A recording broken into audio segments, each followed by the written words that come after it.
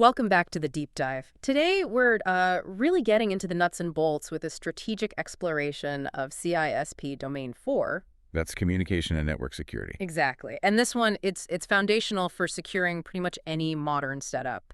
It requires more than just definitions, right? You need to grasp the architectural choices. Oh, absolutely. Yeah. If you're prepping for the CISSP, you know this is, what, 13% of the exam? Something like that? A significant chunk. Yeah, a solid chunk. So our mission today is to give you a comprehensive, structured deep dive. We want to move past just knowing the terms and really understand the core concepts, from how data physically moves to the complexities of remote access. We're essentially dissecting the plumbing of our digital world. We need to map out how data flows, pinpoint where the vulnerabilities are because they're everywhere, and then look at the specific controls needed to build a resilient, secure network. And the source material really hammers this home. The network isn't just wires and signals. It's a business asset. It enables revenue, client interaction. So it needs serious protection. Okay, let's jump right in. All right, first things first. Where do we even begin with network security? It has to start with the basic framework. A network, at its simplest, is just, two or more devices connected, talking the same language, the same protocols. But to figure out where to put controls, firewalls, IPS, encryption, whatever, we need that blueprint. And that blueprint is the OSI model, the Open Systems Interconnection Model. Right, the 7 layers. Exactly, the 7 layers. Its whole purpose is to break down network communication into manageable chunks. It lets different vendors build stuff that actually works together. Which is helpful. Yeah, but for us, critically, it lets security pros diagnose problems based on which layer is affected. It gives us structure. And people always remember the mnemonics, All Yeah. people seem to need data processing or whatever version they learned. They're useful memory aids, for sure. But the real security insight isn't just listing the layers. It's about understanding what each layer can do security-wise. Precisely. There's a core principle here. The higher up you go in the stack layers 7-6, the application and presentation layers, the more context you have. Right. More functional security. Exactly. Think about a web application firewall, a WF. It understands HTTP, maybe even SQL syntax. That's intelligent control. But down at the bottom, layer 1, the physical layer. Just raw signals. Pretty much. Yeah. There's not much functional security beyond, physically protecting the cable and managing the signal itself. The lower you go, the less context the devices have to make smart security decisions. And that whole journey from the application data down to the physical signal, that's governed by encapsulation, right? Like those Russian nesting dolls. That's a great analogy. Encapsulation is absolutely fundamental. As your data starts at the top, say in your email client, and moves down, each layer below wraps it up. It adds its own header, maybe a trailer sometimes. Protocol information specific to that layer. Exactly. So when that data finally arrives at the destination, the corresponding layer on the other machine knows exactly what to do with it. It unwraps its part, reads the instructions in the header, and passes the payload up to the next layer. It's how abstract data becomes, actual traffic that can be routed and tracked. Couldn't have said it better. Okay, so let's nail down the terminology for those data units as they get wrapped up. What should we call them at the different layers? This matters for discussing controls. It does. Precision is key. So at layer 4, the transport layer, we call the PDU, the protocol data unit, a segment. Segment up. Then it goes down to layer 3, the network layer, think IP addresses here. Now it's a packet. Packet, okay. Drop down again to layer 2, data link. This is MSE addresses, switches. It becomes a frame. Frame. And finally, layer 1, physical. It's just bits, raw electrical pulses or light signals. Segment, packet, frame, bits. Knowing that tells you what kind of device or security tool is relevant, right? Routers deal with packets, switches deal with frames. Exactly. You align the control to the PDU it operates on. Okay, that structure is clear. Now, let's get physical. Layer 1, the actual medium the data travels on. The choice of cable itself creates security issues from the get-go. Oh, definitely. Yeah. Think about the most common stuff. Twisted pair copper cables like Ethernet and older coaxial cable. Right, standard office wiring mostly. Yeah, they both use voltage. Electrical signals over copper wire. And copper conducts electricity, which means Interference. vulnerability. Exactly. They're susceptible to EMI, electromagnetic interference, and, crucially for security, crosstalk. That's where the signal from one wire pair bleeds onto an adjacent one. Which means someone could potentially eavesdrop just by being physically close to the cable. Potentially, yes. especially with unshielded cables or poor installation. It's a physical snooping risk. But the twisted part of twisted pair is supposed to help with that, isn't it? It is. That specific twisting isn't random. It creates a small, contained magnetic field around each pair. And that field helps keep the signal inside the pair and provides some protection against outside interference and internal crosstalk. It's a mechanical solution. But not foolproof. Not foolproof, no. That's why for higher security, you see shielded twisted pair, SPP, or cables run inside conduits, specific installation standards, all to prevent physical taps or signal leakage. So when you need top-tier performance, long distance, and much better security, you look at fiber optic cable. What's the magic there? It's physics, really. Fiber uses pulses of light, not electrical voltage. Light instead of electricity. Right. And because light doesn't generate an electromagnetic field, fiber is totally immune to EMI, RFI, and crosstalk. That's a huge advantage. And physically tapping it. Much, much harder. The light is contained inside this tiny glass core. To tap it, you need special gear to physically bend the fiber just enough to capture a bit of the escaping light. Which sounds difficult and likely to be noticed. Extremely difficult. Yeah. And usually, trying to do that either breaks the fiber completely or causes such significant signal loss that it's immediately detected by network monitoring.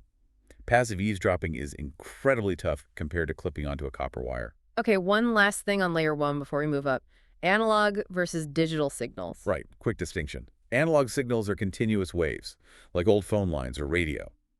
Think varying amplitude or frequency. Smooth waves. Yeah. Digital signals, which is what our computer networks use, are discrete pulses. On or off. Zeros and ones. Binary. Sharp transitions. Exactly. And that digital nature makes them much less prone to noise and degradation over typical network distances. It simplifies things like error checking and data integrity, #tag2, network addressing, protocols, and reliability, layers 2, 3, and 4. Okay, climbing up to layer 2, the data link layer. This is where we find that unique physical ID for every network card, the MWSI address. Right, the media access control address. It's that 48-bit number, usually burned into the network interface card, the NIC, by the manufacturer, supposedly unique worldwide. Supposedly. Well, yeah. And it's crucial because devices use this physical address to find each other on the local network segment. Think about devices connected to the same switch. That's the MAC address world. And layer 2 needs its own security, especially on modern switched networks. That brings us to MISSEC. Yes, MISSEC. That's the IEE standard, 802.1AE. It's designed to bake security right into wired Ethernet LANs, operating hop by hop between devices, like between your computer and the switch port it plugs into. Hop by hop is key there. It is. It provides confidentiality, encryption integrity, and origin authentication for layer 2 frames. Why does this matter so much? Because we often implicitly trust traffic once it's inside the local network, right? Yeah. Between machines on the same segment. Exactly, which is a huge mistake. Yeah. MASSEC defends against stuff like VLAN hopping attacks and, really importantly, ARP poisoning, which we'll get to. It basically sets up trust between the switch and the endpoint before they exchange data, ensuring the frames are legit. Okay, that's a perfect lead-in to layer 3, the network layer. Logical addressing, routing, IP addresses. The internet layer. And we're still living in this transition phase between IPv4 and IPv6. What's the key difference security pros need to understand, especially regarding IPSec? Well, the obvious difference is address space. IPv4 32-bit addresses ran out, hence things like NAT. IPv6 uses 128-bit addresses, so problem solved there. Plenty of addresses now. Theoretically, yes. But the big security angle is architectural. IPv6 was designed from the ground up with IPSec integrated into the protocol suite. Built in, not bolted on. Exactly. With IPv4, IPSec was always an add-on. Optional, extra configuration, often complex. With IPv6, the framework for authentication and encryption is native. It doesn't mean it's always on, but it's there, making end-to-end security much easier to implement consistently across a large IPv6 network. Also at layer 3, we have subnetting, often taught just as an addressing scheme, but it's a powerful security concept too. Oh, absolutely. Subnetting is basically logical partitioning. You take one big flat network and carve it up into smaller logical groups. Like separating different departments or server types. Right. Architecturally, this cuts down on broadcast traffic, which helps performance. But strategically, it forces you to put security controls like routers or layer 3 firewalls between those subnets. Creating enforcement points. Precisely. You create a subnet for databases, another for workstations, maybe one for IoT devices. Now you have clear boundaries where you can apply specific firewall rules or access control lists, ACLs.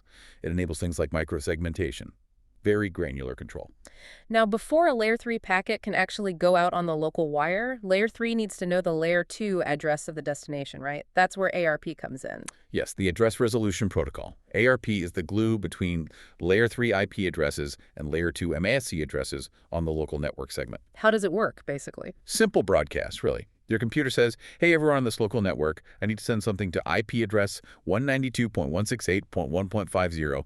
Who has that IP? Tell me your AMI address. And the machine with that IP responds. Right. It replies directly saying, that's me. Here's my AMC address. Your computer then stores that IP to MAC mapping in its local ARP cache, or ARP table, so it doesn't have to ask again next time, for a while at least. Okay, but you mentioned ARP poisoning earlier. How does that work? It sounds like ARP is kind of trusting. It is. That's the vulnerability. ARP, in its basic form, generally trusts the replies it gets. Yeah. So in an ARP spoofing or poisoning attack, the bad guy sends out fake ARP replies. Lying about who has which IP. Exactly.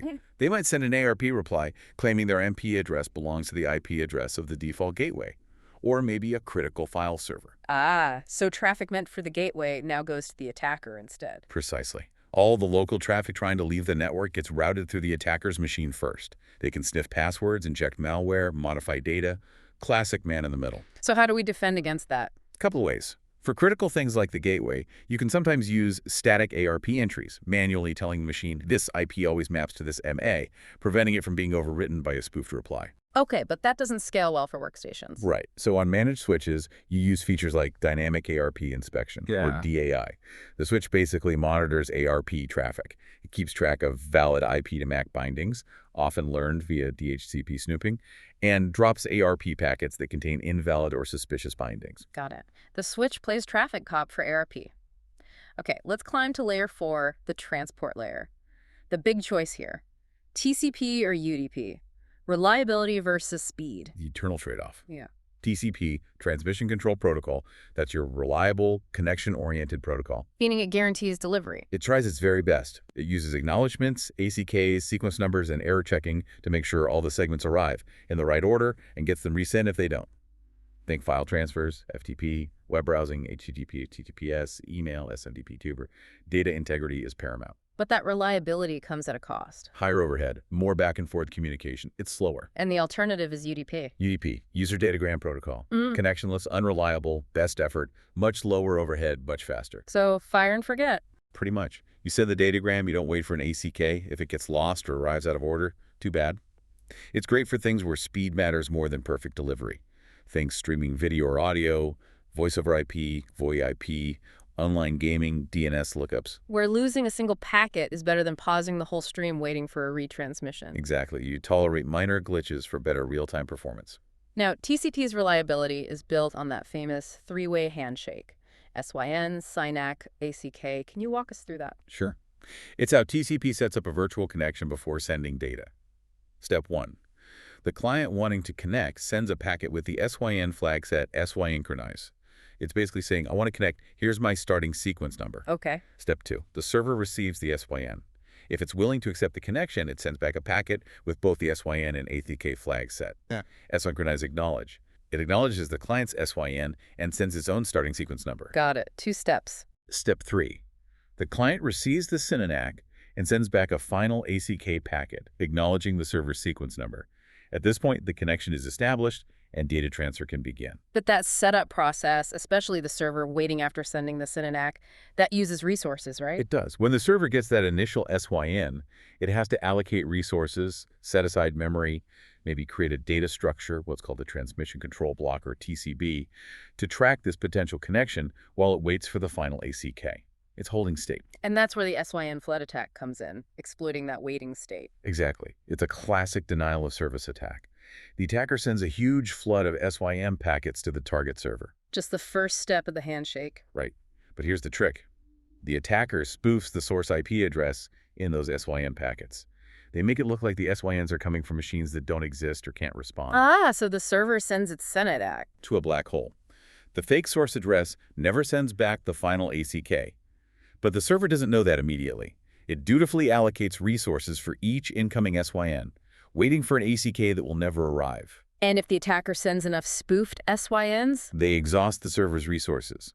The server runs out of memory or fills up its queue for pending connections, the SYN backlog queue. Legitimate users trying to connect send their SYNs, but the server has no resources left to handle them. They get ignored or dropped. Resulting in denial of service for legit users. Nasty. How do we fight that? Several ways. A common technique implemented in operating systems and firewalls is SYN cookies. Cookies, like web cookies. Sort of, conceptually. Instead of allocating full resources on receiving a SYN, the server sends back a special SYNET, where the sequence number is calculated using a cryptographic hash of the connection details, IPs, ports, secret key. It doesn't store the state locally. Okay, so what happens then? If the client is legitimate, it will send back the final ACK, and that ACK must contain the server's computed sequence number, incremented. The server can then recalculate the hash, verify the ACK is valid without having stored anything, and only then allocate the full connection resources. Clever. It delays resource allocation until the client proves it's real. Exactly. It pushes the state keeping back to the client.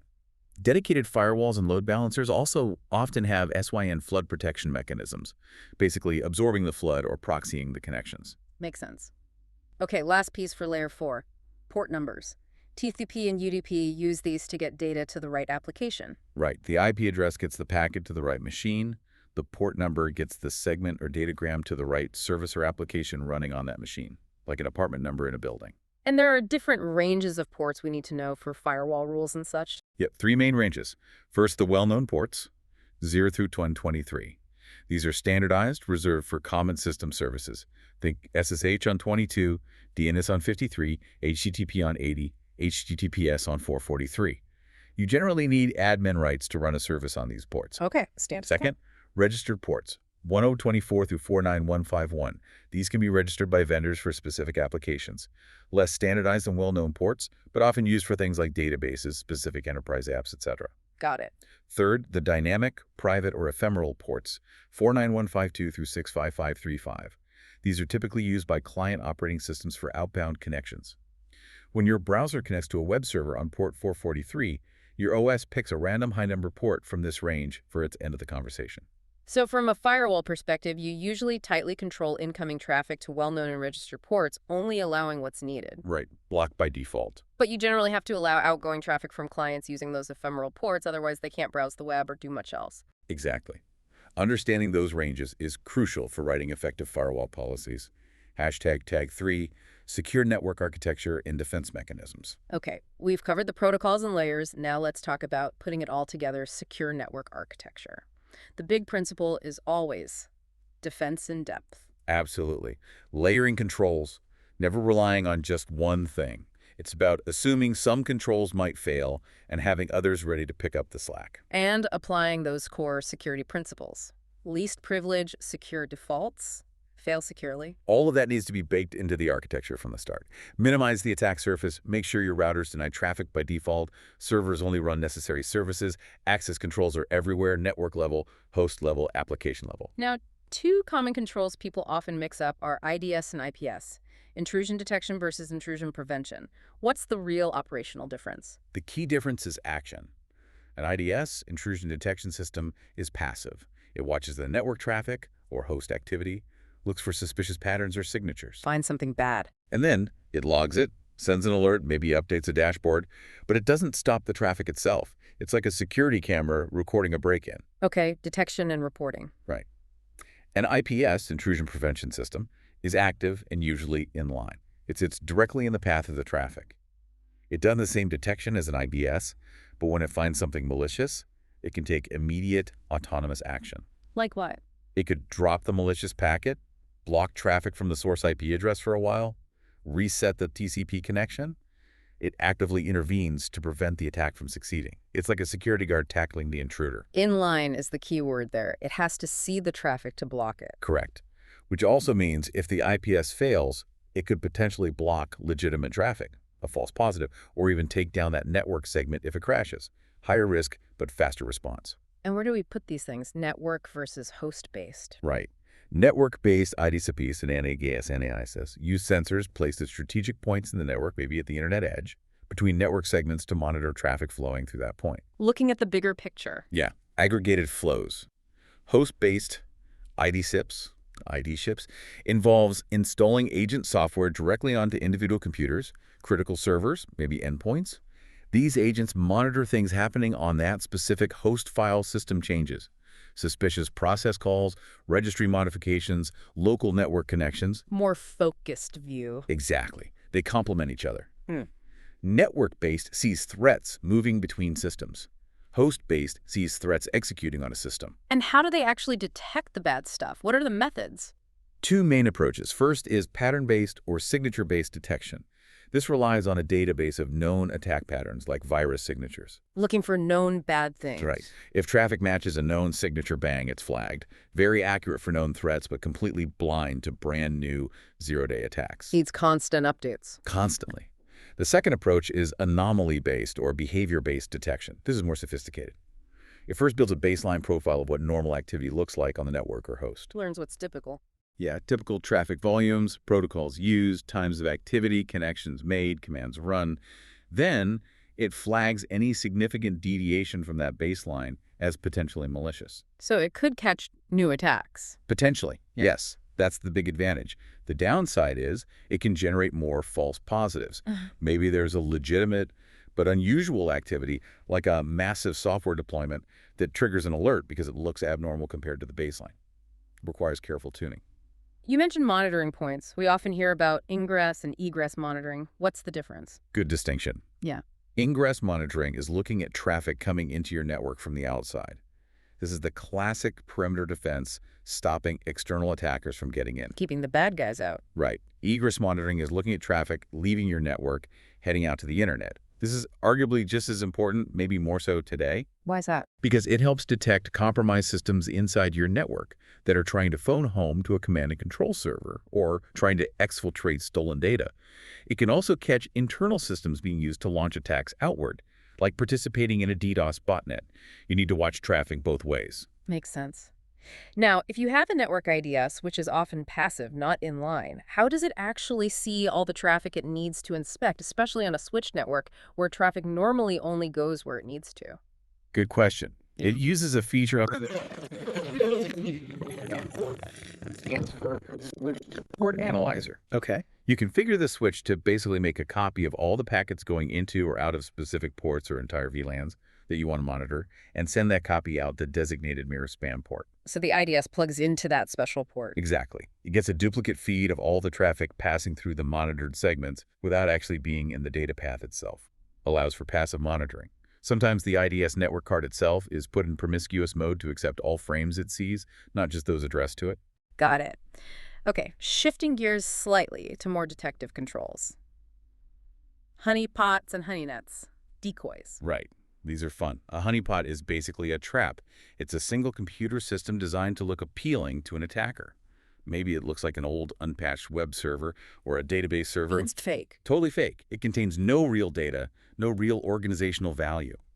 Its entire purpose is to lure attackers in, slow them down, and let you watch what they do.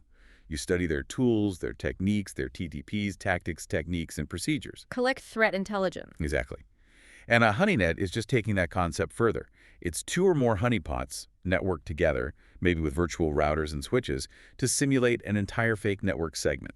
Makes the deception more convincing. Now, there's a critical legal line here, right? Enticement versus entrapment. Hugely important. Security professionals must understand this. Enticement is legal. That's setting up a honeypot to attract and study attackers who are already trying to break in or actively scanning your network. They showed intent first.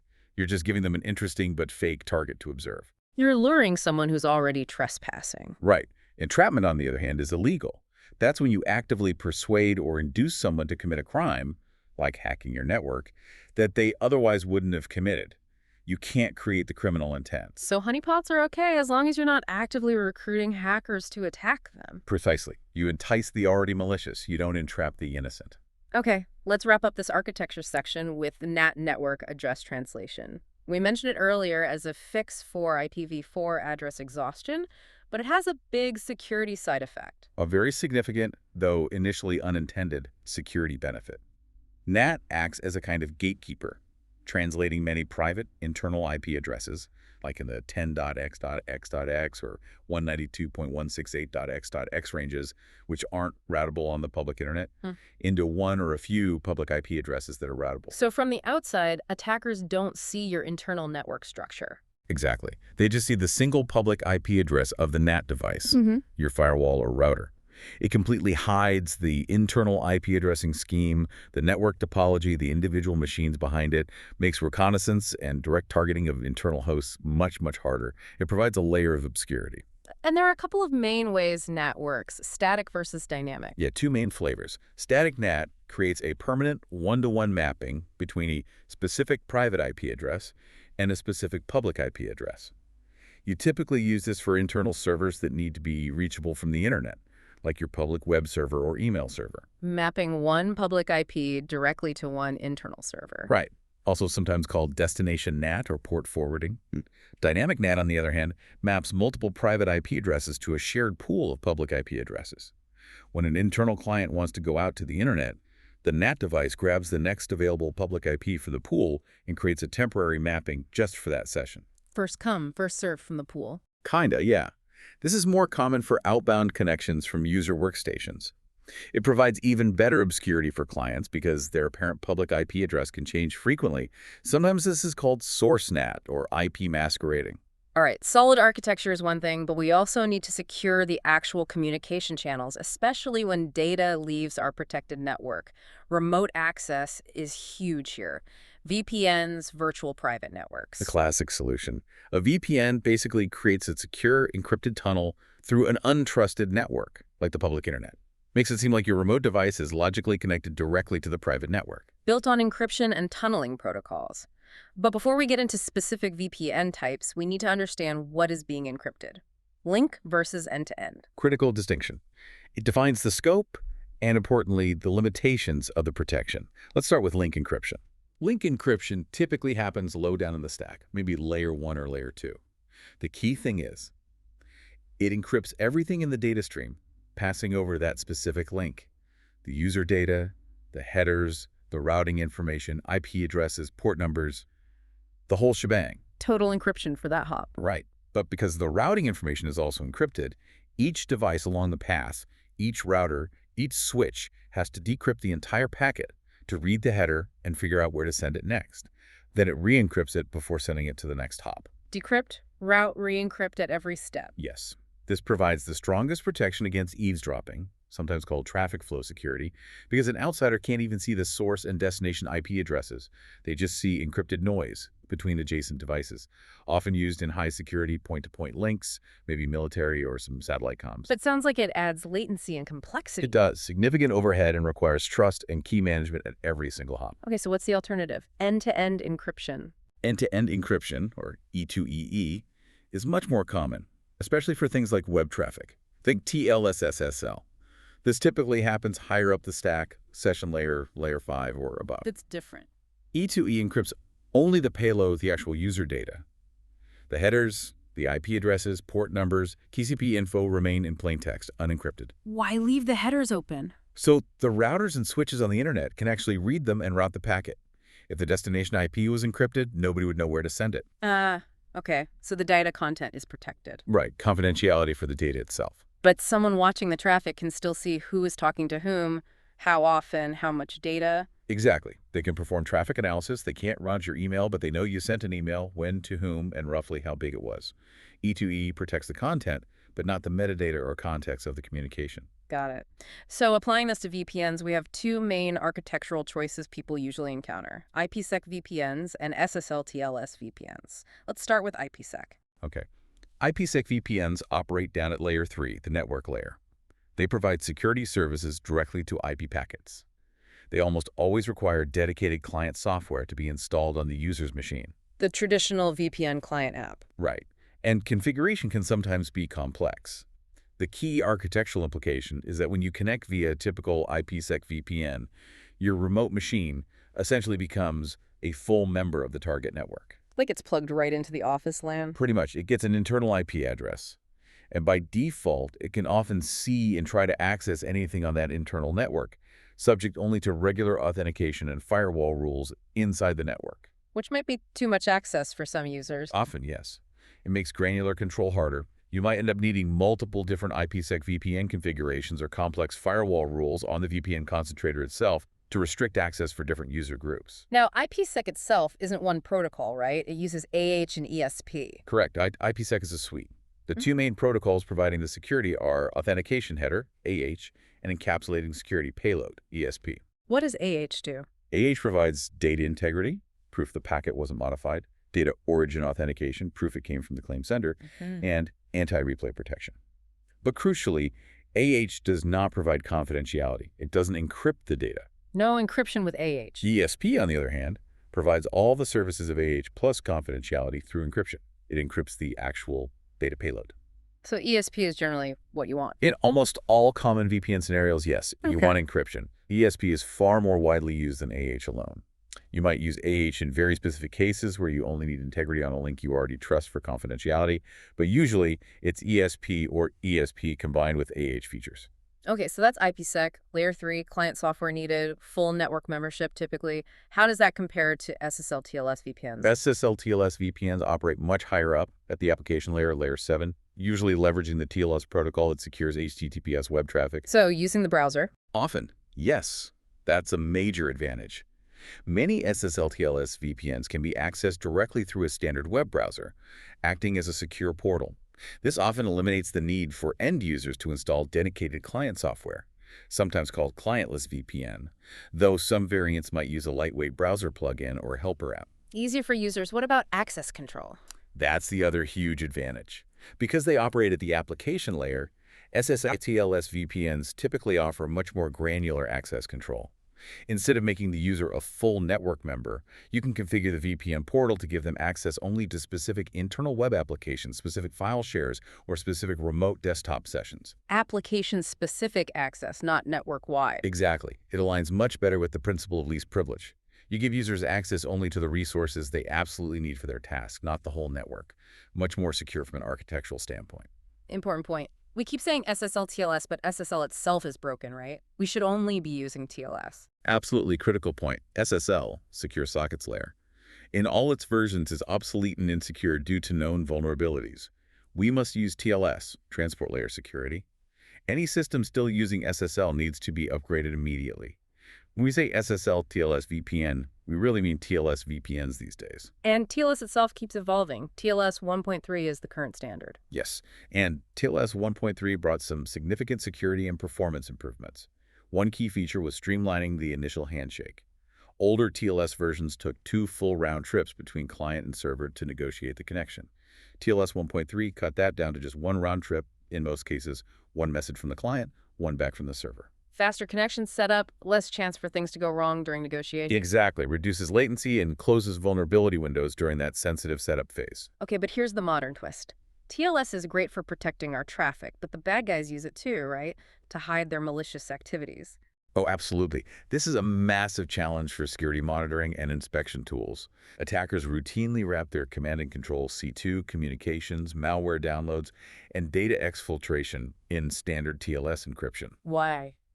Because many traditional firewalls and security devices are configured to just allow outbound TLS traffic, port 443, without deep inspection, assuming it's legitimate encrypted web traffic. The attackers use encryption to blend in and bypass perimeter defenses.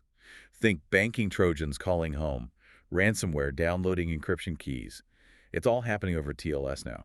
So just allowing port 443 isn't enough. How do defenders spot malicious TLS? It requires more intelligent inspection, often called TLS interception or SSL inspection, though again it should be TLS. But even without full decryption, which has its own privacy and technical challenges, you could look for behavioral clues. Like what? Malicious TLS often behaves differently than legitimate enterprise TLS. Maybe the malware client offers only old, weak cipher suites during the handshake. Maybe it uses a self-signed certificate instead of one from a trusted certificate authority. Red flag. Right. Or maybe the destination domain it's connecting to has a very low reputation score, or the traffic pattern looks weird, like small, periodic connections, beaconing, typical of C2 traffic rather than the bursty nature of web browsing. It's about looking beyond just the protocol and analyzing the behavior and context. #tag V. Concluding the deep dive. Wow, okay. We've covered a huge amount of ground there, from the physical layer right up to encrypted tunnels and the protocols within. If someone's trying to really get their head around this domain, what are, say, the top 3 absolute key takeaways from our discussion? Okay, top 3. First, you absolutely must internalize the OSI model. It's not just academic, it's the framework for everything. Where do you put a firewall? Where does encryption happen? Which PD are you dealing with? The OSI model answers that. Know your layers? Know your layers. Second, understand the fundamental trade-offs and vulnerabilities in core protocols. TCP versus UDP dictates reliability versus speed. Critical bridging protocols like ARP have built-in weaknesses that need specific defenses like DAI. Don't just know what they do, know how they break. Understand the protocols and their weak points. Right. And third, recognize that high-level architectural choices have major security consequences.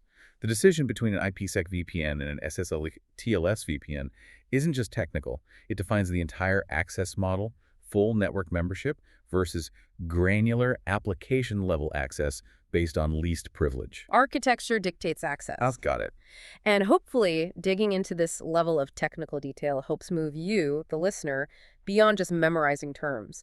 It's about understanding the why behind the controls, the architectural implications, the operational consequences of these choices when you're trying to protect real digital assets. Exactly. Now, you can explain why an IPS needs to be in line, why subnetting isn't just about IP addressing, but a security boundary, and why looking at TLS certificate details or traffic patterns is crucial in today's threat landscape. It connects the theory to the practice. We've talked a lot about securing modern networks, layering controls on top of protocols like IP and TCP, but many of these foundational technologies are quite old, designed in a different era. That's true. They weren't necessarily designed with today's incredibly hostile internet environment in mind. So that brings up a final, maybe provocative thought. We've seen how useful protocols like TLS or even simple ones like ICMP, used for ping, get co-opted by attackers. But what about even older stuff? Think about industrial control systems, SCADA protocols like DNP3, Modbus. Stuff running power grids, manufacturing plants. Exactly. These were often designed assuming they'd only ever run on completely isolated, physically secure networks. Now we're seeing increasing convergence VoIP running over standard IP networks, ICS systems getting connected, maybe indirectly to corporate networks or even the internet for remote monitoring or maintenance. A huge increase in attack surface for systems that were never hardened for it. Right. So the question is, where does the security professional's responsibility end when the very foundation you're building on these older protocols, these converged systems, is inherently vulnerable by design? We're constantly bolting modern security onto frameworks that never anticipated these kinds of threats. How do we truly secure that? That is the multi-billion-dollar question, isn't it? It highlights the ongoing, maybe never-ending challenge of securing legacy infrastructure against evolving modern threats. It's a constant layering and compensating game. A fascinating and slightly terrifying challenge. On that note, thank you for joining us for this deep dive into network security.